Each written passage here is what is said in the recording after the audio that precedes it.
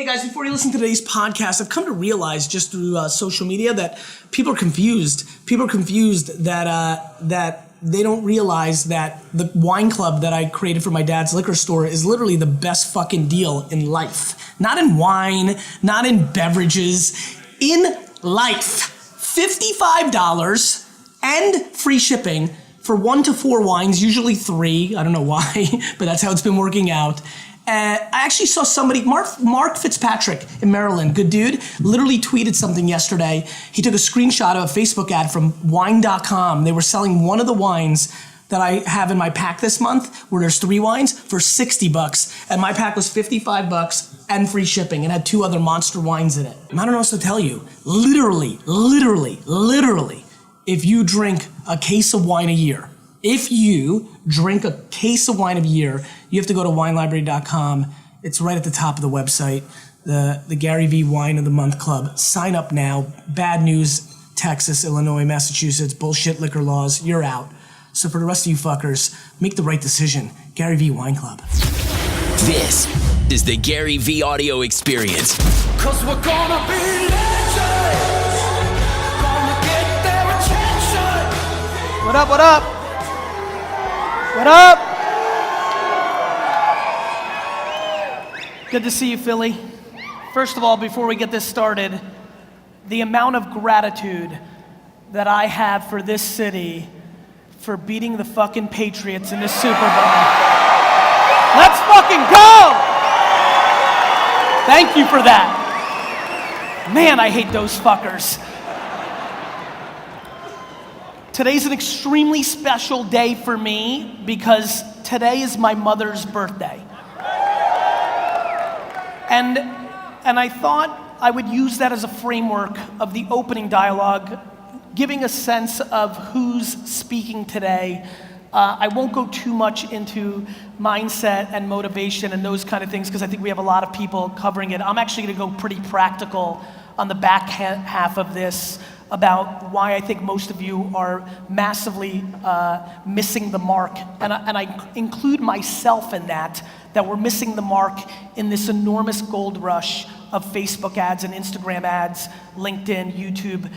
No matter how much content you're producing for whatever you're trying to achieve, whether that's to raise money for the PTA or sell sneakers or build your real estate firm or whatever you do, the one thing for all the people here in the front and all those homies that I love so much in the back, man, it takes a while for noise to get the fuck up here. Shit is crazy. The one thing I know for fact that connects every person here, that the cameraman right there, myself, you, all of you, is that attention is the asset. That before you can tell me how great you are, why I should buy your thing, why I should do the thing that you want me to do, vote for me, buy my thing, do this, help that attention is the asset. And I've spent the last 20 years of my business career becoming a practitioner in what I call underpriced attention. Whether it was email or websites or Google AdWords or YouTube or Facebook or Twitter, the reason I have the great luxury of standing up here, at least for the merit of what I've been able to accomplish in my professional career, is I've been able to execute within real estate that has been underpriced by the market. I've been able to storytell and execute in there, and that has led to the results that I have. As I got older, I got smarter and started investing in the platforms that became the most important real estate, and those are the foundations of the things. And when I buy the New York Jets and win my Super Bowls, it will 100% be on the back of the things that I'm gonna talk to you on the second half, which is how all of you need to start buying and creating on these platforms and why so many of you have failed. How many people here, by show of hands, have run Facebook or Instagram ads and it hasn't worked? Because I think it's a lot of people. Raise them high. There's a very specific reason. It's because it's not that easy. It's not just, it's like me saying I'm gonna put a ball in the hoop. Like, that's great, but that doesn't mean I'm gonna be a professional basketball player. It takes a skill set, and I'll get into that. And that's the thing, if you wanna ask me what I'm trying to accomplish here today, every person in here is underspending and under creating on Facebook, LinkedIn, YouTube, Twitter, podcasting, email, everybody, me too. And I have 22 full-time people. I'm spending $3 or $4 million a year between advertising dollars and people, and I'm underdoing it. So I really need to deliver that. That's part two. Part one is a little bit more interesting to me. Over the last year, it's become obvious to me that optimism is actually a strategy. That I'm fascinated by what I was gifted. I was gifted through my mom's DNA, and by the way that she parented me, to be fundamentally in a place where I just am incapable of seeing the negative. It's not that I'm delusional. Basically my life for the last 27 years has been pretty basic. If I wake up and me and the 7 or 8 people that I love the most didn't die, I'm fucking pumped. Now, I really, really need you to understand what I'm saying. I mean it. It's super basic. I have a happy life, not because of my success. Seeing my dear high school friend Jess right there in 1, 2, 3 in the 5th row, it was super fun. I ran to her in the hotel last night, and I was there with her husband and friend, and it was fun for me. It was emotional for me because she's one of a very, we only went to high school with 254 kids. I know it's 254 in our class now. I don't know how many of you follow me on Instagram, but the happiest day I've had in the last month was when I posted my report card a month ago, because I was ranked 243 out of 254 in my high school. But there's not a lot of people, because I was very insular. What she can tell you is that for the first 3 7/8 year of my high school career, because I worked in my dad's liquor store and because I worked after school, I didn't do after school sports, I didn't hang out, I didn't have much of a social life. I sold baseball cards in the malls of New Jersey, and I worked in my dad's store. I was in my own shit. And so for me, it's fun to see her right here, because you could say, I have empathy. One could say, well, you're happy because you've made it. I was fucking super happy when I wasn't making it and doing the shit that nobody wanted to do. A lot of people are very confused with my narrative. When people want to troll me, they're like, easy for you. You were handed $3 million or this, that, the other thing. I spent the first 12 years of my career 15 hours a day, paying myself less than $100,000 a year every year, building my family liquor store business for my parents. I left at 34 years old with 0 equity in Wine Library, no money to my name, and no equity on paper. I basically started over 7 years ago. But I checked, thanks Dad, but I checked a very important box for me. I don't know how many of you are immigrants or the children of immigrants, or how many of you are in the same way that I am, that have the great, great fortune to have their parents be their heroes. But there is no greater feeling in life than feeling that you've settled the score with your parents and gave them as much as they gave you. And that feels incredible for me of what I did in the first part of my career. But here's what I will tell you on my mom's birthday. My mom did some crazy ass parenting on me. First of all, the number one thing that my mom did for me, and the number one issue for the far majority of this room, and I'm just lucky of good parenting and DNA. I don't think I'm better than you. I'm just telling you because I see it every day, and because I've read a lot of tweets in the last 24 hours of people that are in this audience, and I look at not just a tweet that you said you're excited to see me, I look at all the shit you post because I'm trying to get a sense of you fuckers. The number one gift my mom gave me is a lack of entitlement. If you want to talk, for all the good shit that's going on with me, I literally think I mean nothing. I'm being dead serious with you. I think I'm the greatest of all time with my confidence and bravado and ego and excitement and the things that I see are happening, but I equally know that if I disappeared tomorrow, cool, I'd have a good social media day, and then everybody would move. I'm telling you, when Prince and David Bowie died in that little window, and I watched those icons of culture get about 24 hours of love and then everybody forgot, I was like, fuck, right? I mean it. And so what's really empowering and what's holding so many people back here is entitlement. You feel like somebody owes you something because something went wrong somewhere along the way. I don't. I actually think whatever went wrong for you is the best shit that ever happened to you, because adversity is absolutely the foundation of success. The other thing I know is I have bad news. Nobody gives a fuck about your problems. And this is super important to understand. The second you actually understand that nobody actually gives a shit, the only people that listen to you complaining are your loser fucking friends. If you like complaining, like, just take a step back. Look around the next time you're complaining about the government or you know, racial or feminine or, I had a guy sit in front of me the other day crying that his life was bad because he was a white male. Rich white male. I was like, oh shit, we've gone everywhere now. You're either on the offense or defense. I just want you to know something. One of the things that's been really on my mind is I think a lot of people think they're in the middle. They're like in a transit. You're only on the offense or the defense. And I've realized that I've been on the offense my whole life because I never felt entitled to anything. An incredible thing happens when you're born with very little. You know, I was born in the Soviet Union. We come to America. I live in a studio apartment in Queens. You know, my parents bought me 6 toys in my entire life, kind of thing. We took one family vacation in my entire life, right? When I wanted Nintendo, my mom looked me dead in the face and said, good, go buy it. And that was huge. On the flip side, what she also did was she reinforced things that came natural to me and made them the most important things. While I was getting D's and F's, and every other immigrant parent was making their kids get A's and B's because they thought that's what mattered, my mom was accelerating and going out of her mind anytime that I showed compassion, anytime that I showed empathy, anytime that I showed gratitude. I once opened a door for a woman. This is an amazingly interesting story to me.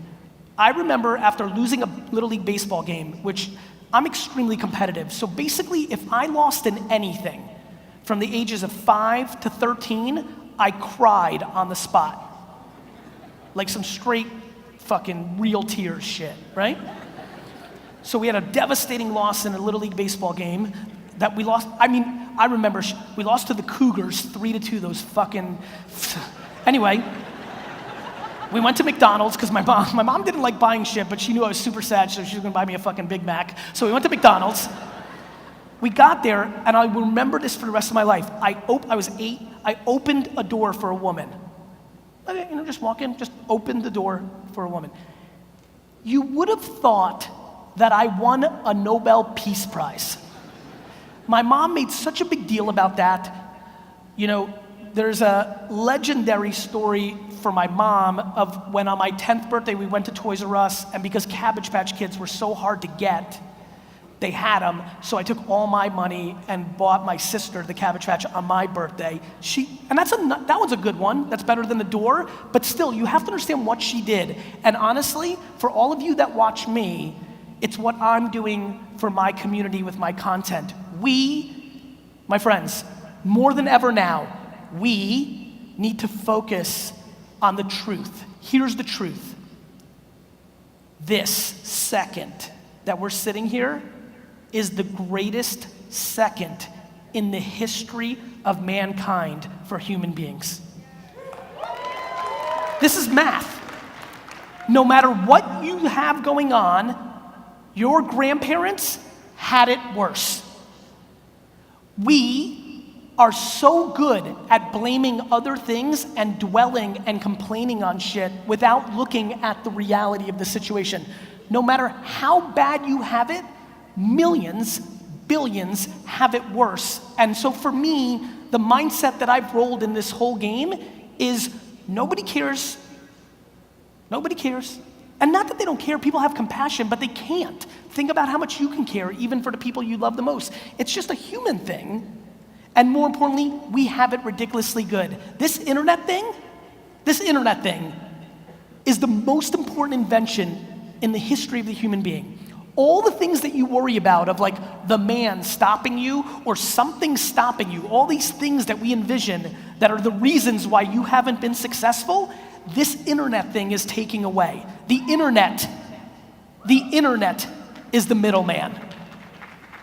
It's true. You have to understand how ridiculous this thing is.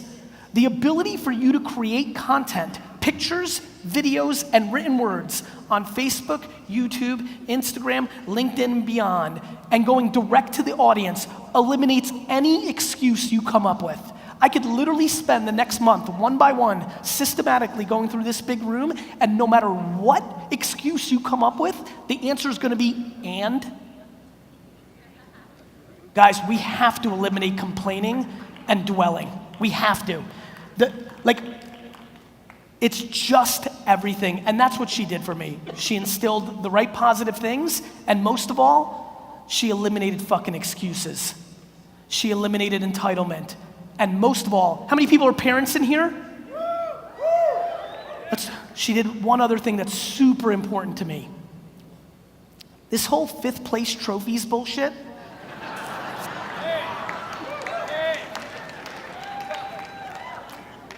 I have 2 kids, I get it. You love your kids so much, I get it.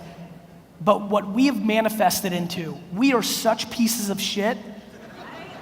What we have manifested into in overprotecting our kids and manipulating adversity and creating a world where there isn't winning and losing is the reason I hate when I hang out with like a 48 or 57-year-old homie and he'll be like, Gary, these fucking millennials. I'm like, you fucking raised the millennial, you dick. Like all the 40, 50-year-olds, all of us 38, 40, you know, every one of us with 15-year-olds and up, we love shitting on these kids. They're soft, they're entitled. We made them entitled. Like we have to get back to winning and losing. You have to stop coddling your kids. Of course, they are struggling. When you actually thought until the age of 14 that you won everything, when you lost, you're fucked. Fuck. The Patriots lost. I knew that would work. I genuinely believe, look, I'm gonna get very real with you. If you decided to spend money to come here for this lineup, entitlement is a big problem that you have in some shape or form. I'm being dead fucking serious. Not everybody, I don't know all of you, but I'm telling you right now that 80 to 90% of you, I'm being very, very frank, and I'm not razzing, I'm coming from an incredibly important place right now. Please eliminate entitlement. Nobody, nothing, nobody owes you shit. Nobody gives a fuck that your parents were alcoholics. Nobody fucking cares that you were born to a tough family. And here's the truth. If you actually live that, whether it's true or not, you can then finally navigate. All of you are looking backwards and people are fucking passing you by. Yesterday's fucking over. And I'm telling you right now, that to me, over the last decade, has been stunning to me. People's ability to dwell and think about circumstances that they had no control over, that are now dictating how they go forward, is fucking cancer. And if I can fucking strangle it out of your fucking body here right now, Philadelphia, I would. Because there's no tactic I'm gonna teach you, there's nothing motivational me or Les or fucking Tony are gonna say to you that's gonna do dick for you if you're still dwelling that your fucking aunt stole $800 from you.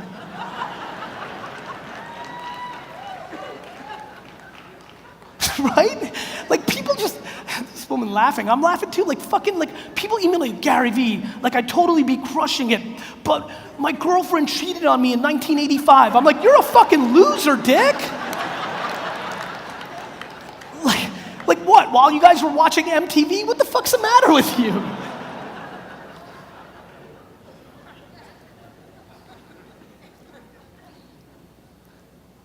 People complain that Facebook and Instagram's algorithm changed and they're not getting as many likes.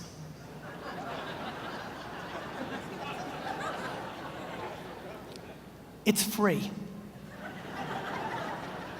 I get 1,000 emails and DMs a day from people who say to me, Gary V, Zuck's fucked me. What the fuck is Instagram doing? They're killing me. They changed the algorithm, YouTube too, and Google before that in 2003. These are fucking free platforms. And you're literally complaining about the algorithm change. Let me tell you why you're getting less likes or getting hurt by the algorithm change. Because your content's not good enough. Because you joined engagement groups and you each like each other's shit, you fucking hacking piece of shit. Oh, there we go. Oh, you're mad at Instagram because you and a fucking bunch of Pakistani hackers decided to get into a group and like each other's shit, and now you're not getting as much engagement. Do you think fucking Zucks is an idiot? My friends, the lack of patience in the system right now is extraordinary. We have 22-year-old life coaches on Instagram.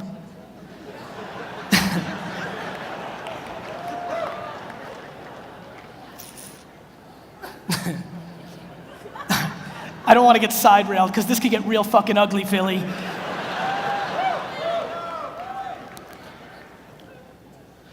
When I was 28 years old, 6 years out of school, a lot of Jess and I's friends first started getting Facebook because that's the time it started coming out.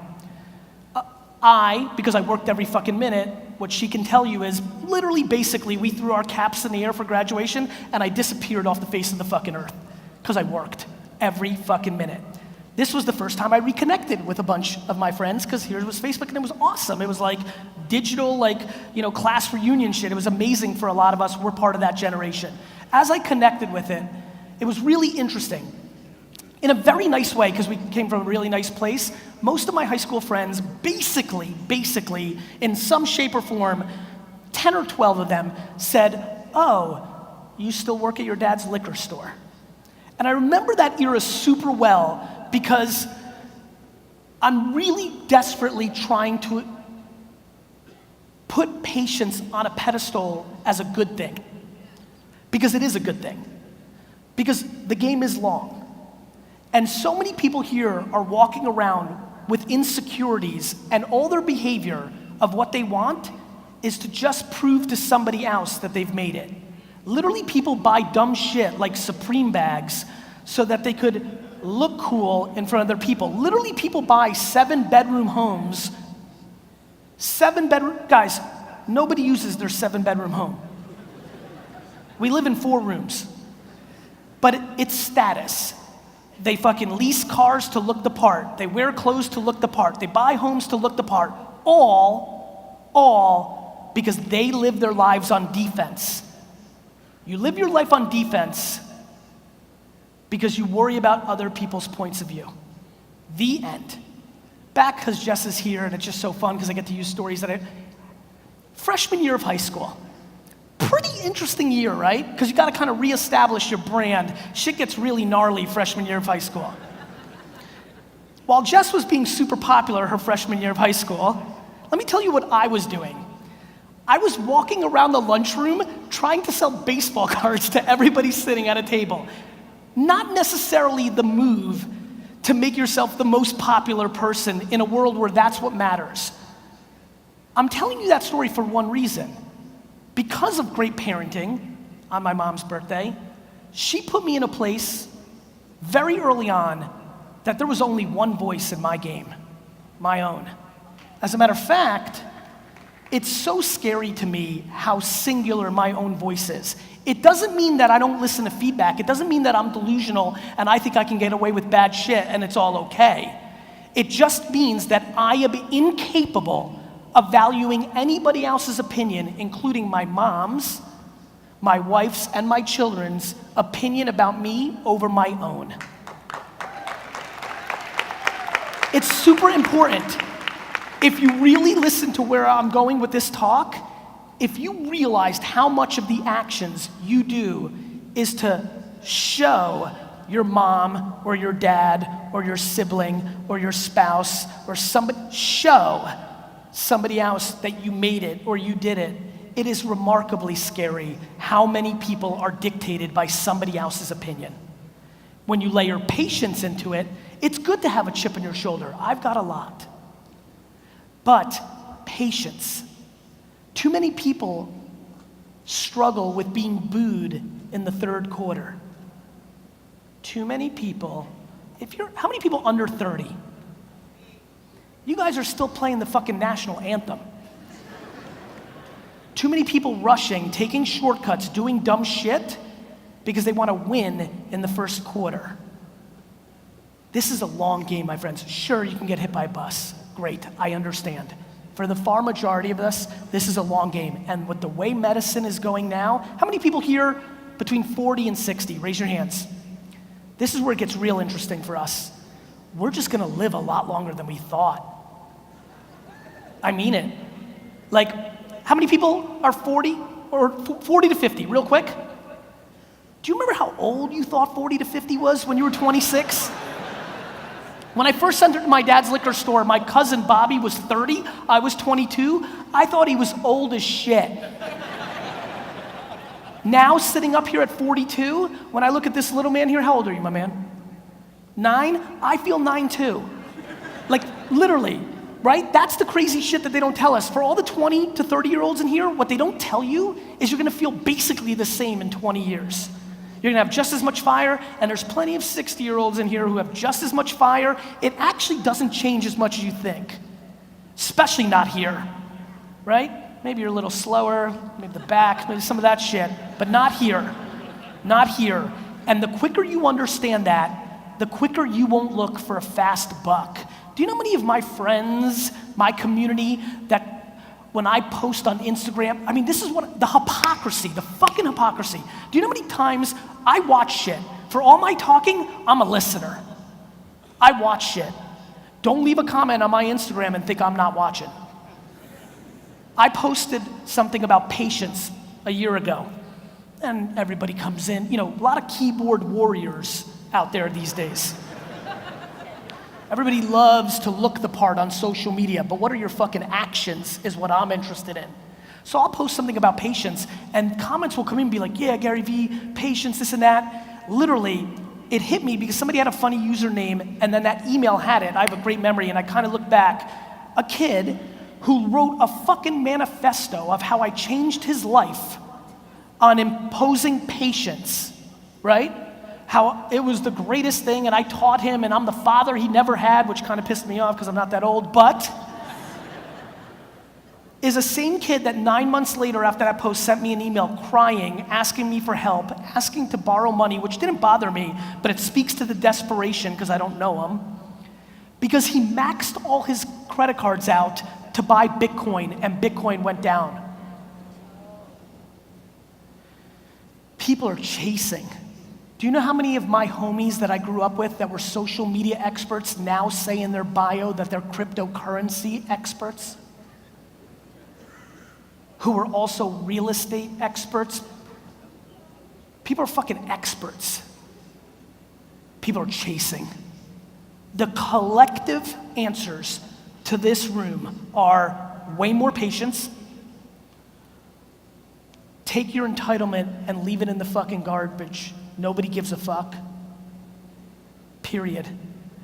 And the fundamental thing that really matters, nobody you've ever met has succeeded in building anything without working their fucking face off.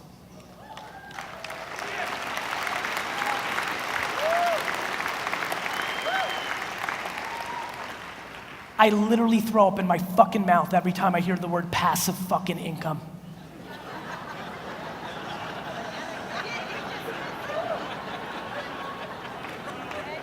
It's my truth. There's nothing fucking passive about income, my friends. There's no fucking system. You're not gonna be fucking smoking weed in a fucking island in Jamaica while other idiots are working for you, you fucking idiot.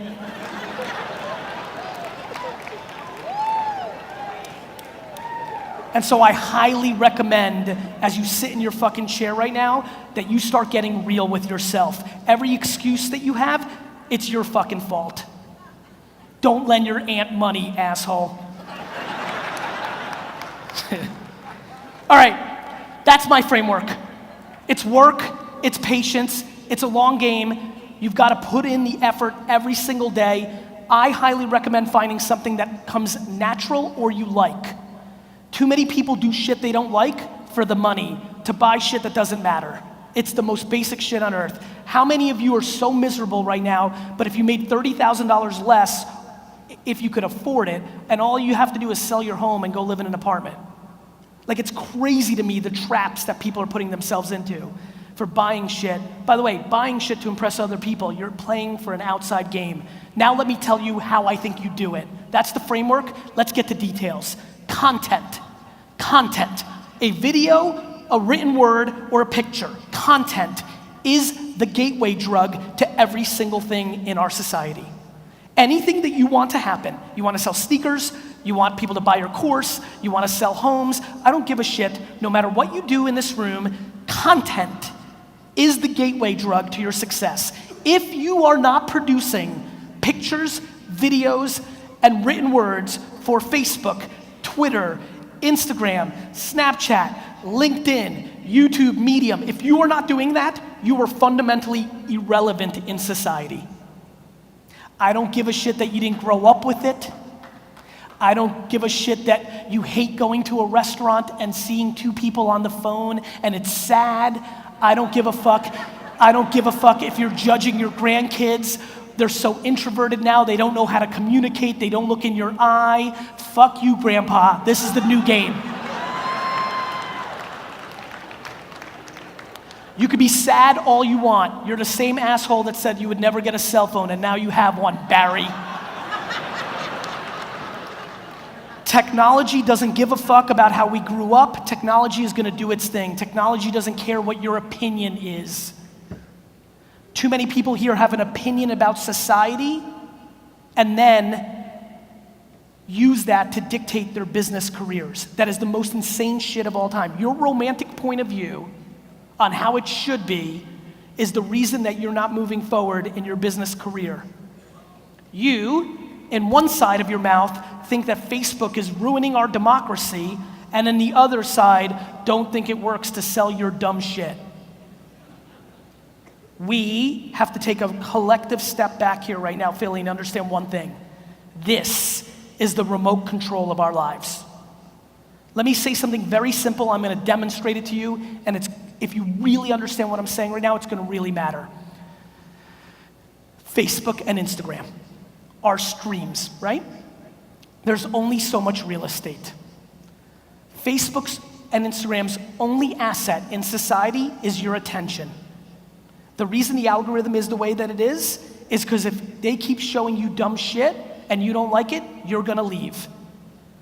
How many people here have been on email for 15 years or longer? Raise your hand. Great. Remember how we used to read email 15 years ago? We read it. For all the youngsters in here, I had an email newsletter in 1996 that had 91% open rates. Everybody read it, everybody acted on it, I sold a lot of wine. But we just kept sending email, and so did everybody else, and you started to tune it out. You know why the algorithm's not showing your content as much? Because the people that do see it aren't showing that they like it, thus it doesn't want to show it to other people. The algorithm is saving ourselves from ourselves. The algorithm works, it's why it's working. But here's the problem with the algorithm. There's only so many pictures and videos. And right now, we're just competing amongst ourselves. I'm the alpha, I'm the biggest invested, it's why I'm growing the fastest. Others in here are doing solid, decent, or nothing at all, and that is a direct correlation to your success, and more importantly, your future success. Here's the problem, my friends. Coca-Cola and BMW and Comcast and the Eagles and GE and the biggest companies in the world haven't invested properly into the feed yet. The feed is just one feed. Right now it costs $8 or $9 to get in front of 1,000 people. Soon it's going to cost 50 and 90 and 200. And you're gonna sit and cry that you weren't doing more of this, just like I cry that I didn't spend more money on Google AdWords from 2001 to 2004 when they were grossly underpriced. Let me show you why I know this. Philly, please do me a real honor and stand up right now if Jesus fucking Christ. Please stand up right now if besides live sports, you basically mainly now watch Netflix, HBO Go, Hulu, or anything that's OTT. If you're mainly watching Netflix, stand up. This is fucking crazy. Thank you, bro. I want everybody to look around. Keep staying up. I want everybody to keep staying up. Look at this room. We can all agree these aren't 13-year-old kids. This is now a good wide range of individuals and ages. We have switched to OTT. You can sit, thank you. 85% of this audience consumes this many television commercials. Nobody here watches television commercials. Super Bowl, the best, we all watch it. Every other commercial, the worst. Now let me give you data. Let me say it nice and slow, $80 billion is spent in the making and distributing of TV commercials in America a year. And all of it's going directly in the fucking garbage. When Pepsi and Kellogg's and Kraft and BMW finally feel the pain of them throwing money directly in the trash, which is coming, they will switch it.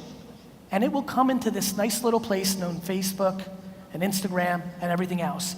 And right now, while you're sitting on your hands and not spending every dollar you can afford to on running ads, not organic, not you posting on your organic page, no, running $100 worth of ads on a 1 mile radius of your office or to people that buy t-shirts or whatever it may be, while you're sitting on your hands, you're watching the single greatest marketing opportunity walk right by you. And everybody in this room, including myself, will regret for not spending more. If I can leave here with anything, it would be to get you to understand how much of a gold rush the underpriced attention on Facebook and Instagram is, and get you to finally get off your fucking ass and Google how to run. I love when people are like, well, Gary, how do I run ads on Facebook? Google it, dick. How do I run ads on Facebook? Enter. I didn't grow up with it. Neither did I. You didn't grow up driving. You figured it out. The fact that you're willing to not put in the 5 to 10 hours to understand it for something that brings you so much value is mind-boggling to me. And then if you understand it, the fact that you're not doing it and still debating boggles my mind. Listen to what I'm doing. This is a platform that goes up in price if more people are on it. It is the single platform behind the foundation of all my success. And I'm trying to get you to go into it at my own expense because I'm competing with you for that same real estate because it is that good. And I'm just putting it on the record so I can run this exact video in 8 years. And when I'm talking about something new, it's gonna say, remember in 2018 when you were in Philly and you didn't listen to me? You fucked up. Don't make that same mistake with augmented reality or virtual reality or AI or whatever the fuck else I'm gonna be believing in 9 years. This is going to go away. The same way that Google AdWords did and the same way that email went away. It's not that it goes away. TV's not away, radio's not away. It's just not a great deal anymore. Attention is the asset. Everything works, but what about the price? I can run a lot of television and people would know about me, but that would cost millions instead of tens of thousands for the same thing. We, as a collective, have not quantified how remarkable this is. How many people here sell something like vitamins or t-shirts or sneakers or wine? Raise your hand. Every one of you needs to figure out influencer marketing. You should leave this fucking conference right now, go home and start DMing people on Instagram and asking them how much money it costs for them to post a picture holding up your shit. And how many people here have consumed my content for a year or longer? Thank you. You know this is the same shit. I got one fucking pitch. I'm being serious. My pitch is simple. Stop buying dumb shit and start doing the right thing. And here's the right thing. It's very basic. Make pictures, videos, and content for the social networks and the platforms that people pay attention to. How many people here listen to my podcast? Raise your hand. How many people, since listening to my podcast, now have started watching a little less video because you're listening on the podcast? Raise your hand. This is so interesting to me. Everybody here, if you have a business of any sort or ambition needs to figure out how to start a podcast. Audio is passive. You can listen while you're driving. You can listen while you're traveling. You can listen while you're working out. You can listen while you're walking the dog. It doesn't make you do this. You just got those fucking nice little ear pods, the ones that you said you would never wear, in your ears. My friends, something I figured out about myself a very long time ago. I'm very good at knowing what you're gonna do while you're telling me that you're not gonna do it. A lot of people here said that they would never have a Facebook account, that they would never be on Snapchat. A lot of people here said they would never be on internet dating. A lot of people here said, yeah, a lot of people here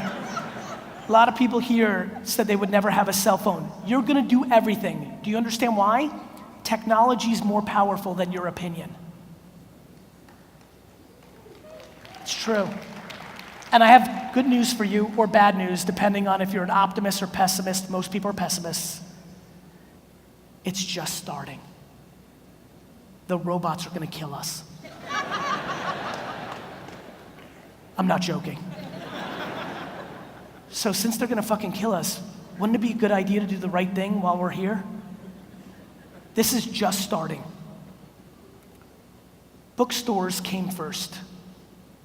Then people that owned limo companies. Everybody's on the record. The internet's coming, and it's gonna take everything, all of it. There's the internet, then there's the companies that are the first layer above the internet. Google, Facebook, Apple, Amazon, and then all of our jobs is to be the next layer on top of that. And the level of disrespect that so many of you have for these platforms and their capabilities is the vulnerability of your upside. If you are not a practitioner, you know how many people here have opinions on how Facebook ad works, but have never run one? If you are not a practitioner on producing, not you hired your 24-year-old niece because she's young and she gets this shit.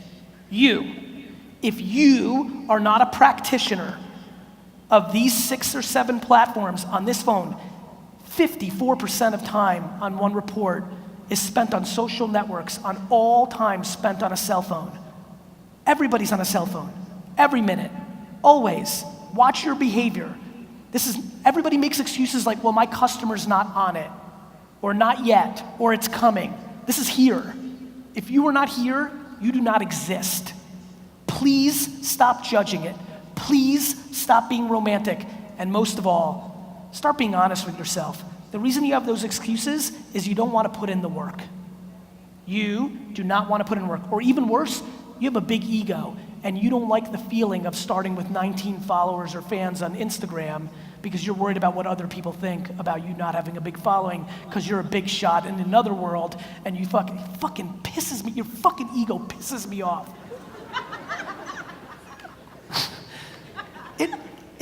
Your ego is it's your detriment. You have ego because you think somebody gives a fuck about you.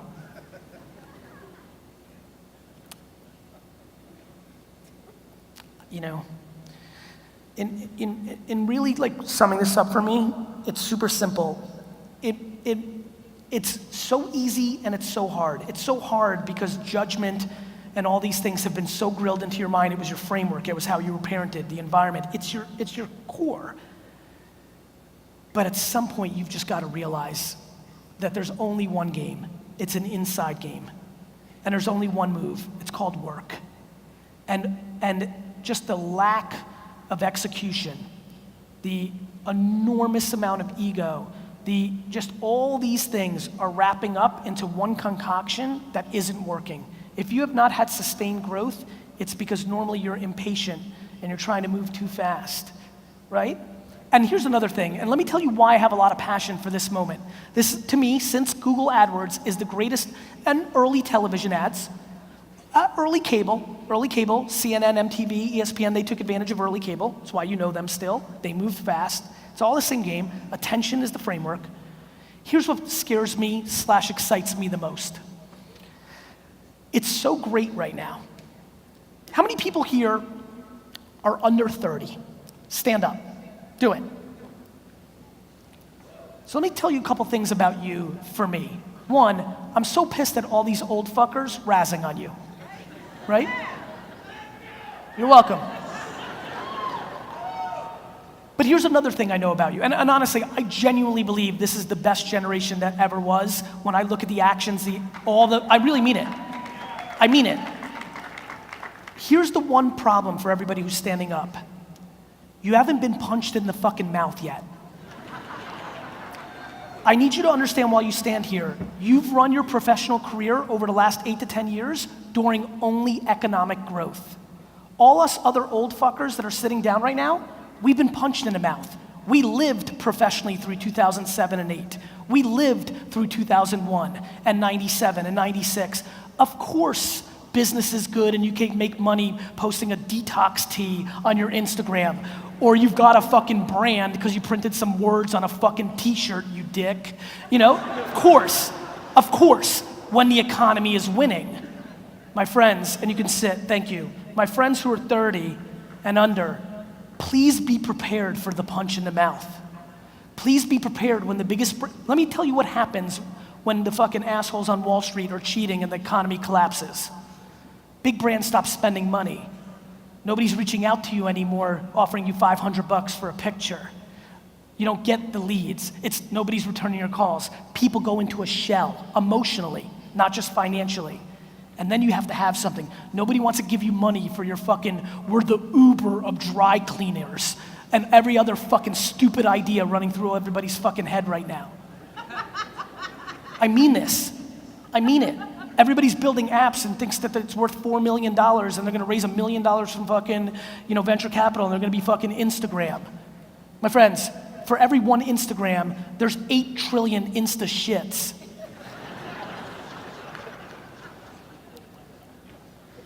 Please understand that we are living right this day, May 3rd, 2018, the best fucking opportunity for entrepreneurs and people ever. Stop listening to the bullshit propaganda.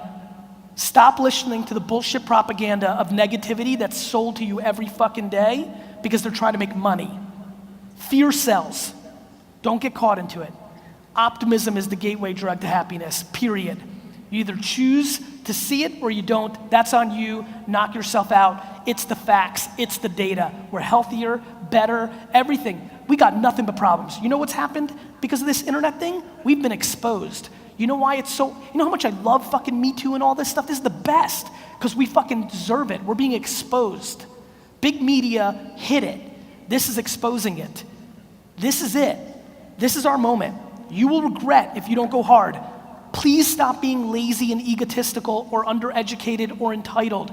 Go learn how to make pictures, audio, video for Facebook, Instagram, YouTube. Get the fuck out of this conference hall right now. Run home and do shit. Thank you so much. Hey guys, I hope you really enjoyed this episode of the GaryVee Experience. Now go out and share this, pass it on, let me know what you thought.